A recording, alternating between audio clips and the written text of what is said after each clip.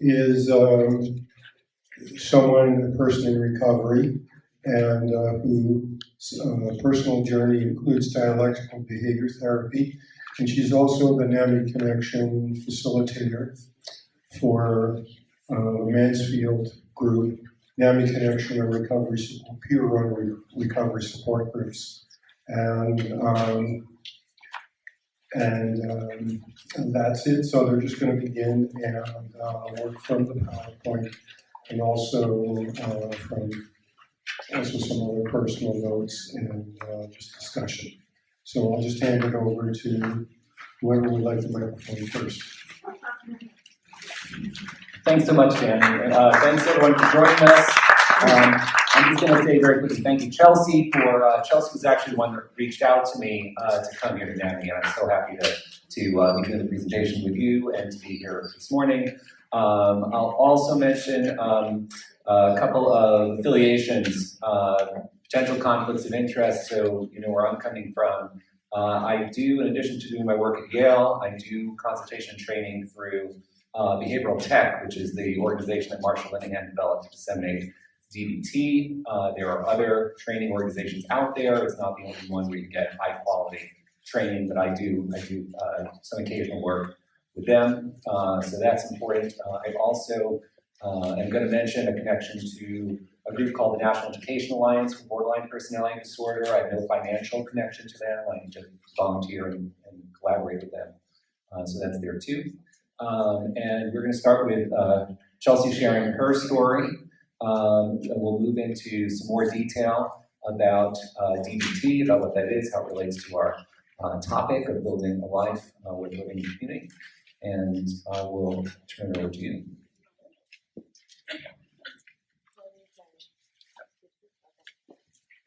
So hi, my name is Chelsea. I want to start off by sharing that I'm immensely anxious right now. This is the largest audience I've shared this part of my story with, and it's the first time I've been open and honest about having borderline personality disorder. So please bear with me if I stutter, mumble. I'm honored to have this opportunity to raise awareness about borderline personality disorder and how DBT is an effective treatment for people living with this disorder and how it saves lives. It saved mine. My former clinician at the Institute of Living at the DBT program has a saying to just do it, and my former skills trainer at the program says to keep calm and be myself. Such is what I'm going to do. I'm going to do my best to just do it and to keep calm and be myself. My symptoms of borderline personality disorder started around age 12. As a child, I always had a fear of abandonment, which was rooted from the neglect of my parents. Their busy schedule caused them to not be available as much as I wish they were. It was an unstable environment growing up. My parents would attend school and sporting events, but weren't there emotionally. Specifically, my dad, who was not able to show love and support the best he could. But that didn't quite make up for not being physically present. She worked 2 jobs, and at one she worked second shift and would leave for work as I was getting off the school bus and would come home around 11 p.m. I can strongly remember hearing her come home, and I would climb into bed with her just to be near her. My older sister of 9 years seemed to have had a similar experience, but she has led a different life than me, which has always made me jealous, and I would tend to devalue her. I would push her away and get angry toward her because she seemed to be better than me. We grew up in the same atmosphere. Now she's married, has a great job, and is living a useful, productive life. Part of our relationship has added to my fear of abandonment when she left for college when I was 10. She was the one person who was there to take care of me, and when she left home, I truly felt my first sense of abandonment. In my childhood, throughout adolescence, and even now, I suffer with intense anxiety and have quick mood shifts. I go from feeling sad to happy within a couple of hours. I also have a deep feeling of emptiness, feeling like I was hollow and unable to ever get out of my own head. A lack of sense of self, and I had impulsive behavior as well. I first went to therapy at age 16 after being hospitalized for the first time due to chronic cutting. Cutting was my first real addiction and unhealthy coping mechanism. I don't recall how I turned to it, but it helped me with intense emotions and made me feel better. Around this time, I started to cling to people and then would push them away. I remember all too well of having my first experience of feeling out of my body. I was in the car with my family on Long Island and felt that I was watching myself in a movie. I couldn't put words to what I was feeling at that time, but that experience led to one of my first severe panic attacks. As the panic attack subsided, a family member told me that it's just part of growing up and that I'm at that age. It was around this time that I also started to become suicidal. I had this unexplainable feeling that this was not just part of growing up and that there was something truly wrong with me. I then started to use drugs and alcohol on a regular basis to cope with the unexpected death of my mom at age 18. My use of cocaine went from experimental to addiction within a couple of months. Cocaine quickly went from a way to deal with the depression of my mom's death to absolute chaos. I was using daily for about 8 months and could not stop. Cocaine quickly turned on me. I began to become paranoid while using and would even drive to New York and back to come down from the drug. It was a time that I would never want to go back to again. Somehow my dad found out about this, and under his enforcement, it was either that I get treatment or that I move out of the house. I checked into treatment and attended my first intensive outpatient program, which I'm going to call IOP now for short. And I continued to work with a therapist. Within a couple of months, I left therapy as I was not willing to do the work at all. I expected her to magically fix all my problems. I'm sorry to jump around at this point, but I feel it's appropriate to mention that I did go back to therapy, and I did work with this clinician until she retired 2 years ago. Between the age of 15 and 23, I started to go through what I used to call phases. I didn't have a sense of self. I first identified as a tomboy. I then idolized my sister and became very feminine. Then I switched to what they would call the emo phase. I had jet black hair, like my septum pierced, my lips pierced, like the whole 9 yards. I then went to a hippie phase. I even had a bumper sticker that read reduce, reuse, recycle. Meanwhile, I was like throwing McDonald's bags out of the car and didn't even care about the environment. So I desperately wanted to discover myself and went to great extremes to become all these different characters that I created. I returned to therapy at 23 under the suggestion and concern from a friend that it may be beneficial to give it another chance. Shortly after returning to therapy, I began cutting again, and after being sober for an extended period of time, I relapsed and started using drugs and alcohol daily after learning my dad was ill with cancer. I was sent to the IOP at Natchog Hospital. I went to at 18 and went back and forth for 10 months. While on the IOP, I was first introduced to mindfulness. I instantly almost became obsessed with mindfulness. I felt like I was finally finding a coping skill that would work for me. I learned that ruminating about the past and overthinking about the future was one of the main causes of my anxiety. What stuck out to me was the way the clinician taught the skill. Simply just by living in the present and learning that we can't change the past or worry about the future. Mindfulness is one of the most effective skills I use. I even have the symbol tattooed on my hand as a constant reminder to live in the present, along with some other DBT tattoos. I then returned to my individual therapist and shared my newfound coping skill for anxiety, mindfulness, and she referred me to a weekly DBT group at her agency. When I first attended the group, I was overwhelmed with fear. The source of my fear was joining a new group and not knowing what I was getting myself into. I didn't understand anything the clinician was talking about, but I felt calm about this new form of therapy. After a few months, I was sent back to the IOP program at Natchog due to repeated suicide ideations, self-harm, and substance use. After leaving the IOP at Natchog, I continued to attend weekly skills group and started to understand the skills and modules a little bit better. Around this time, I was diagnosed with borderline personality disorder. I had been previously misdiagnosed with bipolar. I sat down with my therapist, who I worked with off and on since I was 18, and we read through the 9 symptoms. I nodded my head and said, yes, I've experienced all of those difficulties. I was relieved at the diagnosis and felt that the way I had been behaving and thinking finally made sense. Despite still not having a sense of self, I felt hopeful, finally understanding that there was a medical reason as to why I felt the way I had been feeling my entire life. There was some shame that followed, but I have accepted having this disorder thanks to dialectical behavioral therapy. During one of my last times attending the IOP at Natchog, The clinician who ran the mindfulness group suggested I try to go to the DBT program at the Institute of Living in Hartford.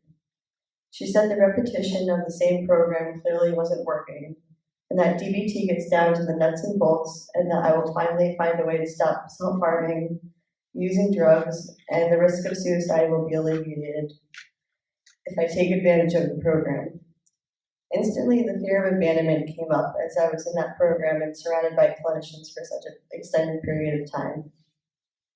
Shortly after my intake for the DBT program, I was able to recognize that my father's health was getting progressively worse. He went into home hospice care and passed away peacefully with family surrounding him. I still regret not being present during this time and still tend to ruminate about the way I treated him after his 10-month battle, or during his 10-month battle. I often drove him to appointments under the influence of substances. I am grateful for the clinician who forced me to tell my dad I loved him before he passed, and he said it back. And that was the first time we had ever said that to each other. I consider the true start of my recovery taking place at the DBT program at IOL. It was different than any other outpatient program I had attended. And as I've already shared, I've had a lot of experience at outpatient programs. What gave me hope was that the clinicians practiced DBT themselves. It wasn't the type of atmosphere where you felt like a patient. The clinicians often talked about what skills they used in their daily lives.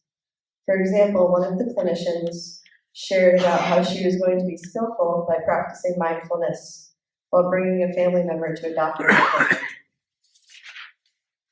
The clinician who I work with when I go back for what I like to call a tune-up shares about how fellow clinicians ask her what skill she's using if she seems to be struggling.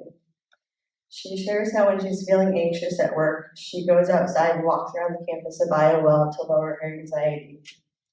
I could use the entire 15 minutes I have and share examples about how great it was to be in a program where the clinicians use the same skills they teach. I can honestly say that if I didn't go, I would not be standing here sharing my story today. There is no doubt in my mind that I would be dead. I truly owe my life to the clinicians at the DBT program at IOL and to the clinicians at the IOP at NACHOG who referred me to DBT. They have saved my life. Around this time, I decided to take the suggestion from a clinician at NACHOG to give back to the community by attending a training to become a NAMI recovery support facilitator. There were about 15 of us at that training, and at the start, we went around the room and introduced ourselves. Thankfully, I was the last person to go. Each person stood up, shared their diagnosis and why they wanted to become a facilitator. Nearly every person who stood up shared their diagnosis and shared that they were bipolar. As it got closer to my turn, my mind started to race, and I was debating about whether or not I should say I had anxiety and depression. When it was my turn to stand up, I cleared my throat, feeling my face turning red, and said, "Hi, my name is Chelsea. I have borderline personality disorder." That was a profound moment in my recovery, and it was another step toward my acceptance of having this diagnosis. I was surprised after I finished my introduction that I was able to share openly to a group of strangers that I had this illness. Today I'm no longer ashamed of having borderline personality disorder. I now call it emotion dysregulation disorder. I feel like that's what it should be called. It's still a challenge to cope with the symptoms I experience, but I now have skills that I use to help manage them. I'm now able to accept my emotions and even love them. I don't try to push them away because I've learned that they come back even stronger when you do push them away. I am still hard on myself, but I remind myself that this is a process. Instead of self-harming, I'm able to self-soothe. When I have an urge to act on a certain behavior, I urge surf, which is riding the urge like you would surf a wave. You watch the urge come and go. DBT skills truly work if you practice them. I no longer feel ashamed to ask for help if I need it. Since it's 2015, I have an app called DBT 911 that I turn to often. I do my best to make DBT a way of life, just like the DBT clinicians at the IOL that I admire greatly. I still go to one-on-one therapy sessions with a clinician who ran the weekly skills group where I was first introduced to DBT 3 years ago, and I still attend her weekly skills group.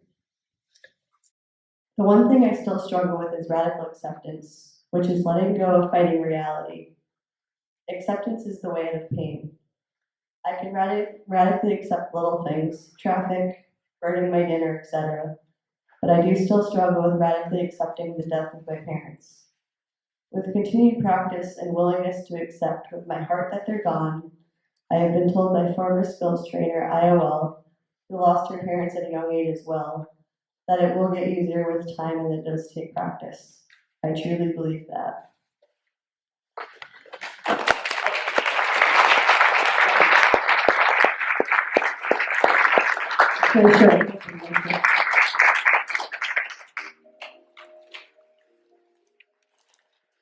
You know, I've seen a lot of changes in people who've been at DBT, and it's really almost impossible to describe them because the problems people come with are very different.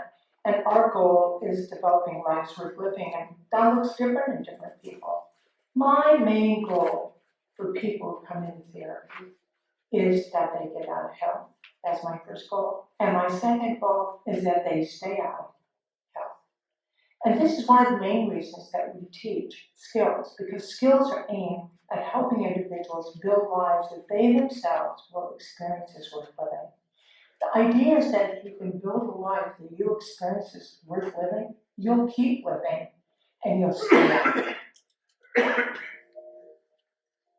Hell, thanks to the DBT clinicians I have worked with over the past 2.5 years, specifically the ones from the DBT program at the Institute of Living. Building a life worth living is something that I practice every day. I may start calling it building a day worth living.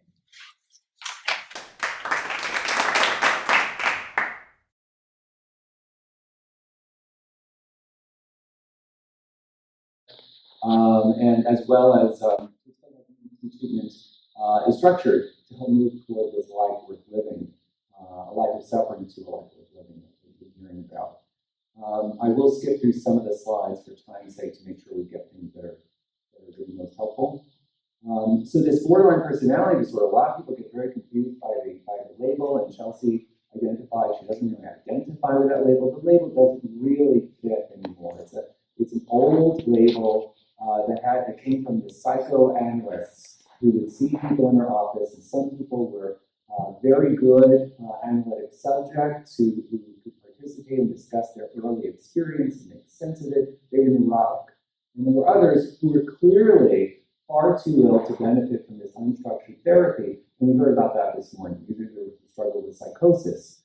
But there was this other group who didn't seem to fit well into either category. They started out looking sort of okay, but then they kind of fall apart and put back together. They get suicidal. They develop intense relationships or react as their therapists, and they got labeled the borderlines between the neurosis and psychosis. Not really the way we think. It's not the way most clinicians think about it anymore. There's still some that do, but that's not the major way. But then what do you call it? Why do we still call it borderline? Mostly out of tradition, out of that there's lots of literature, but and also there's not really agreement among the various experts, clinicians, what would be the better title. From a DBT perspective, thinking of it as emotion regulation disorder or emotion dysregulation disorder, that's a thing that we really focus on, and it makes sense to me that Chelsea would identify with that kind of label. Personality disorder, what's that? So the DSM has recently been revised. The last DSM, DSM-4, talked about organized things into Axis 1, which were kind of major clinical problems, with the idea that those were like the real problems. And Axis 2 was something that could also be worth paying attention to. And borderline and other personality disorders from Axis 2, a general way to distinguish them is this idea that the major ones would occur, they would come in episodes of illness, and there was sort of a notion of what was that kind of pre-morbid functioning, and then they would have the disorder, and maybe they would get a little better, but then they'd have another episode, they'd be episodic that way. And that oftentimes, not always, but oftentimes, the person will identify, that's not really me, those problems, that anxiety problem, that panic attack, that's not me, that's the problem. With personality disorders, it was more understood to be kind of a chronic, lifelong condition, that it kind of was the person, the thing that that was their way of experiencing themselves in the world. And that's this label of personality disorder. That's about. How is it diagnosed? I'm not going to go through these in depth. It's been diagnosed this way for a long time. It's still in the DSM-5. There's 9 different areas of problem criteria. If someone needs 5 or more of those, that's consistent with the diagnosis. I'm not going to spend time on this. I'm going to talk a little bit about how in DBT we organize this. And a lot of people try to reduce the list a little bit from 9. How consistent is it over time? And this idea of, again, when they thought about personality disorder, it was this idea that it's a lifelong condition. If you have it, you always have it. And this has also led to, in the past, and still unfortunately present, this notion that this is untreatable. It's not going to get better, which frankly is, we'll hear about now. This is obviously false, but that's a misunderstanding that still holds. This is an example of one study, and I'll tell you what these different lines are. You can see the legend. This is a study that took place at different sites, including here in Connecticut, that had different groups of individuals with personality disorders and comparison of major depressive disorder. And they followed them at this study over 10 years. What we're seeing is, if we look at when do people no longer meet the diagnosis, how long does that take? And the blue line across the top is the comparison group of major depressive disorder. And basically what you're seeing is that within the first year, some 80% or so or more will no longer be meeting major depressive disorder. They will come out of their depressive episode. Whereas the personality disorders, and the ones that are here are borderline, there's a couple of lines representing men, and obsessive compulsive personality disorder. They define the remission different ways. But what you see is that it's a much slower process. At a year, there's not that much of a difference. But what repeated studies are showing is if you go out enough years, it remits. And actually, if you go out about 10 years, some 80-90% have remitted, very similar to something like major depressive disorder in terms of coming out of that period. And this is not in a DBT. This is a mishmash of all kinds of treatments and no treatments, just following naturalistically. The diagnosis falls off. It's about 5 or so years for about half not to have it. The vast majority of 10 years don't need the diagnosis. Now, one inconsistency, and this is our current DSM just published, is still wrong. It's got the message wrong. And what this is saying is that in the description, it says that about 10 years later, as many as half will no longer have a pattern borderline. No, 80-90% will no longer have it. So it's in the right direction, but it's still missing it and still communicating misinformation, which is very unfortunate. Different question is, what about relapse? Well, if you get better, will you get it again? Well, now actually things get flipped around.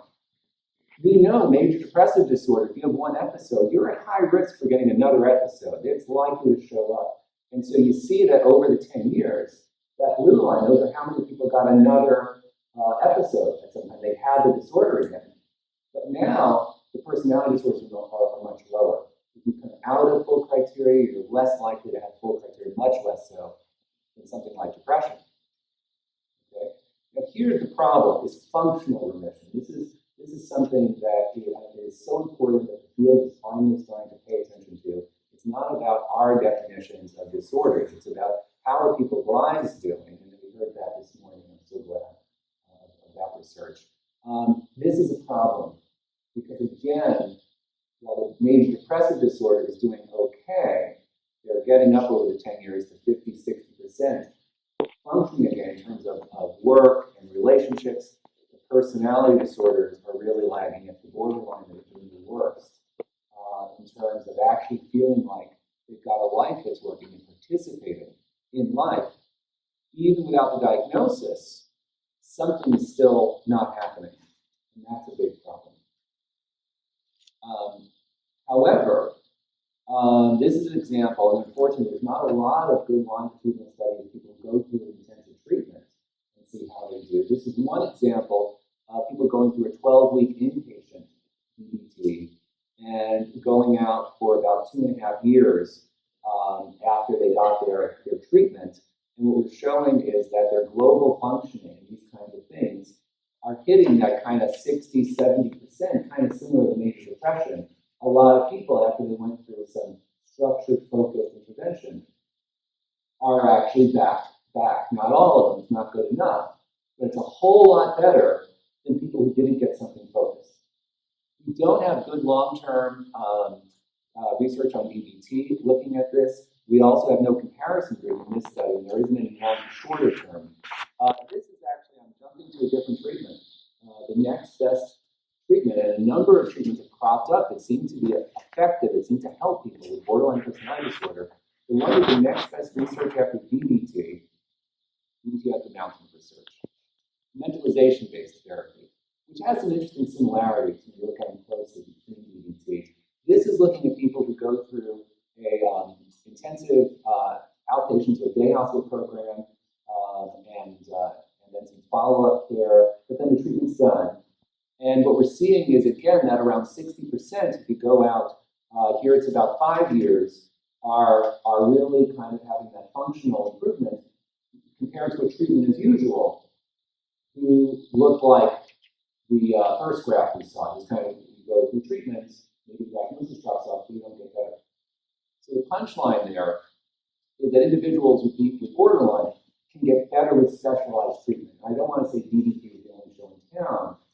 It tends to be the most disseminated, the most available, even though it's not available enough.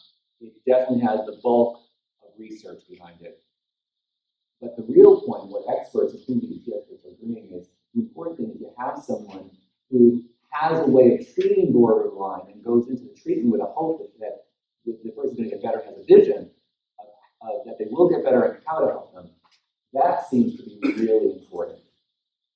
On the other hand, without the specialized treatment, life, community functioning may stagnate. And that's a tragedy. And unfortunately, that's the more common situation. A little bit about DBT. So with this dialectical business, this kind of dialectical behavior therapy, it's a complicated name. Dialectics is about balancing opposites. That's what it means. Basically, DBT is organized around balancing, acceptance, and change. The behavior therapy part, where Marcia started, Marcia Linehan, is really the best science to achieve behavioral change. It really goes to the lab, goes to research, how do you help people move forward on changing kind of different behaviors. The push for change in DBT is unrelenting. DBT therapists is focused. At the exact same time, this is balanced with Zen philosophy of acceptance. Marcia Linehan went to Eastern traditions. The complete opposite of change. DBT clients are accepted as perfect as they are. And the therapy relationship is considered to be a real relationship between equals. I really love the way you heard about that. Chelsea's experience being in program and meeting people, doing therapy. I won't spend time on this. I have a slide describing pulling from Zen, mindfulness traditions, meditation traditions, being non-judgmental, letting go of the things are good or bad, and focusing on things like, is it effective or not? Do I like it or not? But getting away from it's a bad thing, and that the person is bad, or what they do is bad, and that goes for the therapist as much as it's for the therapist and clients learning to do that. This is some more DBT background. I'm going to push past this. DBT assumptions. DBT therapy is based on a number of assumptions about what the treatment's about, what the therapist is doing. And the one that I want to highlight most here is number 5. The lives of suicidal, borderline individuals are unbearable as they are currently being lived. And what's very important in DBT is that we're not just treating what's going on between the person's, what's in their head and what's between their ears in the therapy session. We can fix them and their life is going to work. We've got to look at the life they're leading. And the assumption is that if you take any person and you put them in a life that is broken and miserable and emotions are, that are out of control, but it's not just their emotions, it's the life they have. If you were stuck with that life without hope of it getting better, despite your best efforts, any of us would be suicidal. Any of us would go to drugs to get away from that experience because we're trapped in a miserable life without hope of improvement. And that's something, I'll come back to that again, that's the assumption. So we're both helping the person skills. We're also always looking at what needs to be fixed in their life, what will make this a life that will work for them. And that's very essential. We heard Marcia talk a little bit about that. The DBT definition of borderline, just organized with 9 criteria. In DBT, we say the main problem is what we call emotional dysregulation.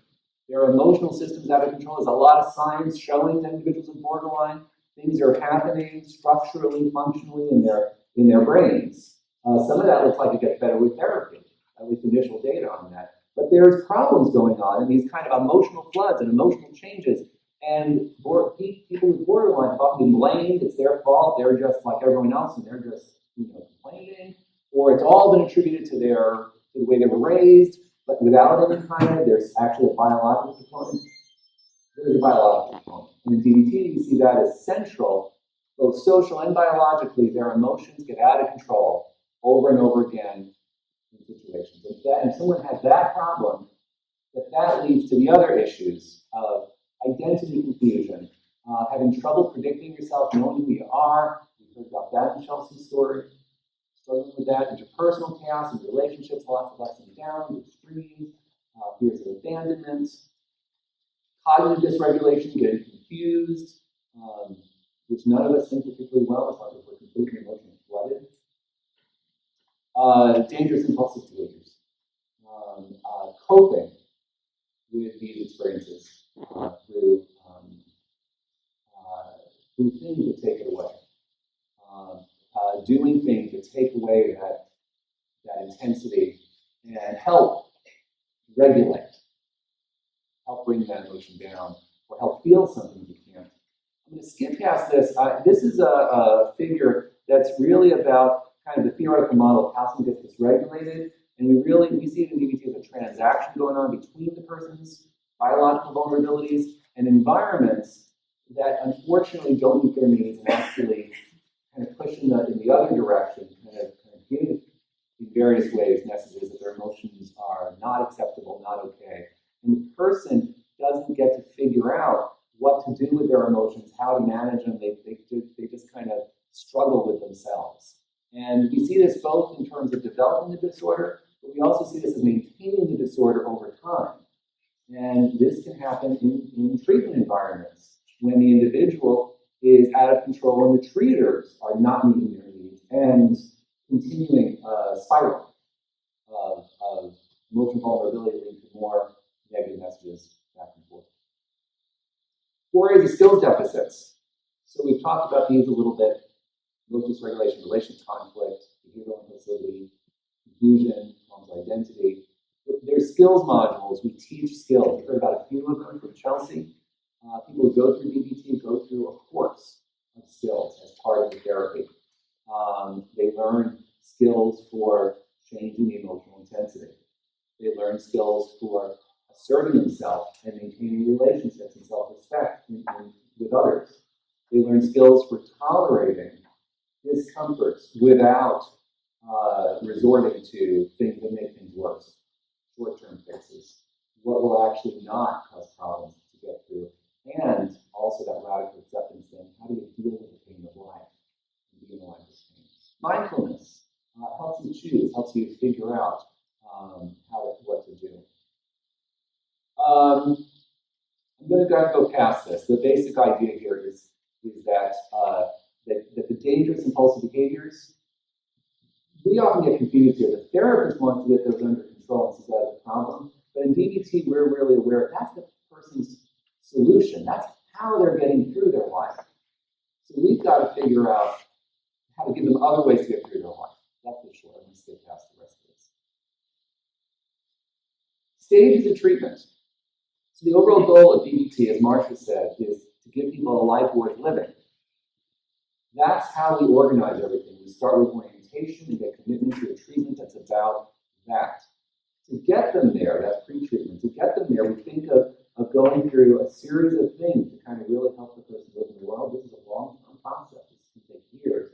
and it's actually very consistent with typical descriptions of Chelsea, who's been through a program, she's gotten skills, she's gotten the fires out. She's not in the kind of out of control, but it doesn't mean she's done. And that's what we think of as kind of getting through stage one, that basic stability and control. But now there's other things, emotional experiencing, and Chelsea shared about still working on sorting out experiences of some of the losses in her life. And that would be consistent with being more of a stage two. And these aren't categorical, so she may also be working on issues related to other problems of living and having capacity for joy freedom. This is kind of self-actualization stuff, just kind of being comfortable with yourself.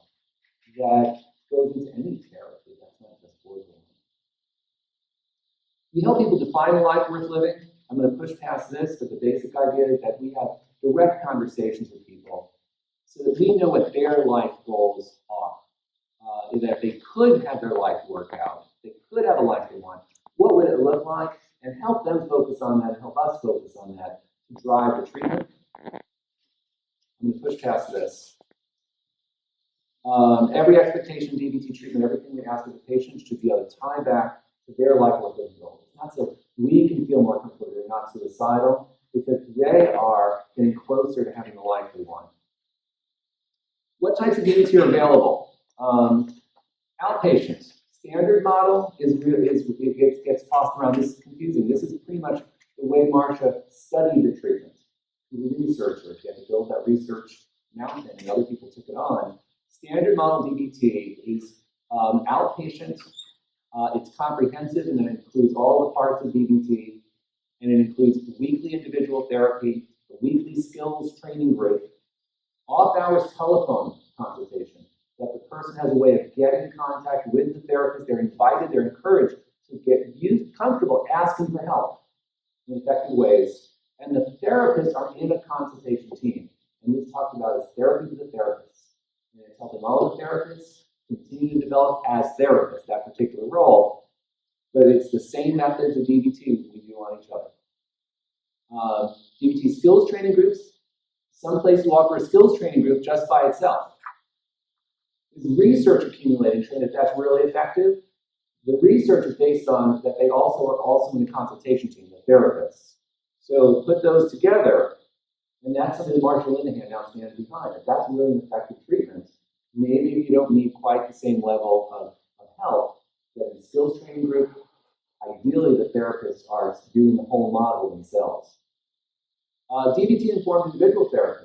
There's lots of people out there who've gotten substantial DBT training, they've been part of DBT teams, and now they're in private practice, and they're incorporating DBT into what they do. And a lot of therapists will describe themselves as, oh, well, I'll do a DBT-informed therapy. It's a little bit loose, and it's really a little hard to tell. In general, it's a little bit of kind of a buyer beware, in terms of figuring out just because someone says DBT, how do you know? I'll include that question in a moment. A family connections program. This is something that's actually a kind of DBT spin-off. This is for family members' support of someone who struggles with this kind of emotional dysregulation. It's not to help that person, it's to help the family members. This is offered for free by that National Education Alliance I mentioned. I've got some flyers. We're about to have a family connections weekend hosted by Young Lady Hospital in 2 weeks. First weekend in November, and we're going to start doing this a couple times a year. I've got some flyers. Approach me, I'll give you a flyer, or email me if you're interested. Pass it on. Intensive outpatient program, you've heard sometimes DBT gets pulled into a day hospital setting, or gets pulled into an inpatient. At Young New Haven, we do a comprehensive, we do all the aspects of DBT.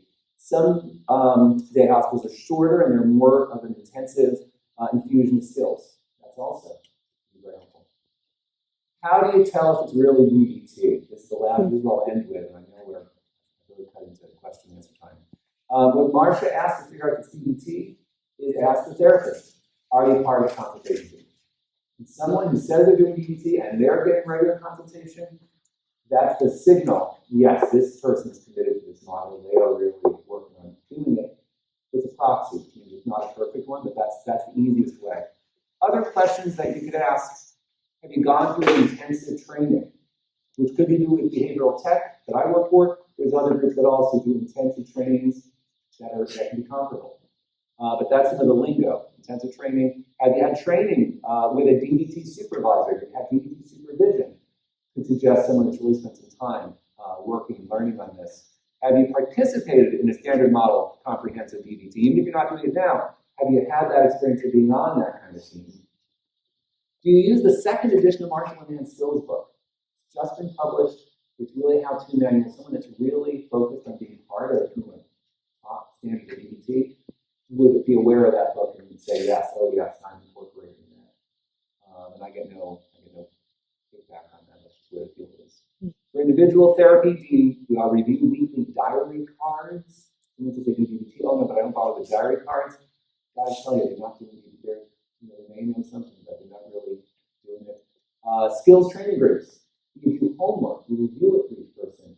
If it's a group where they kind of say, oh, here's a skill, but there's no effort to help figure out whether people are actually able to use it in their life, that's kind of weak. And there's no evidence that that's going to help. It may not hurt. Maybe it'll help somebody. But that's a pretty weak skills